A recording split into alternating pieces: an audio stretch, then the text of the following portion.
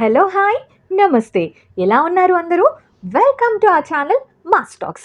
మన mass talks ఛానల్లో Bhogi series run చేస్తున్నాం కదా.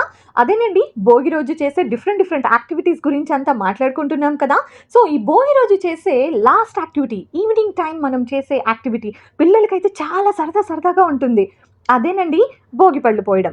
అసలు ఈ భోగి పళ్ళు పోయడం అనే కాన్సెప్ట్ ఎక్కడి నుంచి వచ్చింది, దాని వెనుక ఉన్న లాజిక్స్ ఏంటి, అండ్ పిల్లలకి భోగి పళ్ళు పోయడం వలన వచ్చే యూజెస్ ఏంటి, ఇవన్నీ డిస్కస్ చేసేద్దామా?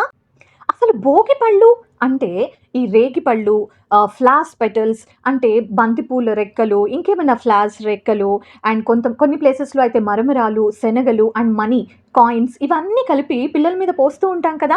ఈ భోగి పళ్ళు పోయడం అనే ఆచారం ఎక్కడి నుంచి వచ్చింది అని చెప్పడానికి మన పురాణాల్లో కొన్ని స్టోరీస్ ఉన్నాయన్నమాట. సో ఫస్ట్ స్టోరీ ఏంటంటే లార్డ్ శివ. అదేనండి, మన పరమేశ్వరుని ప్రసన్నం చేసుకోవడానికి నరనారాయణులందరూ కలిసి బదరికావనం అనే ఒక ఫారెస్ట్‌లో ఘోర తపస్సు చేస్తూ ఉన్నారంట. ఆ తపస్సుకి మెచ్చి పరమేశ్వరుడు వీళ్ళందరి మీద ఈ రేగిపళ్ళు అంటే బదరికా ఫలాలు అనేటువంటి ఈ రేగిపళ్ళని వాళ్ళ మీద పోసి వాళ్ళని బ్లెస్ చేశారంట. సో మన పిల్లలందరినీ కూడా నారాయణులుగా భావించి, అలాగే ఆ దేవుడి బ్లెస్సింగ్స్ మన పిల్లల మీద ఉండాలి అంటే ఈ బదరికా ఫలాలు అనబడే ఈ రేగిపళ్ళను పోస్తే మంచిదని ఇలాంటి ఒక ఆచారం వచ్చిందంట.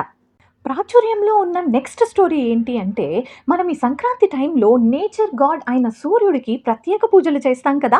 సో ఈ సూర్యుడిని రిప్రజెంట్ చేసే ఈ ఫ్రూట్సే రేగిపళ్ళు అన్నమాట. వీటిని అర్కఫలాలు అని కూడా అంటారనమాట.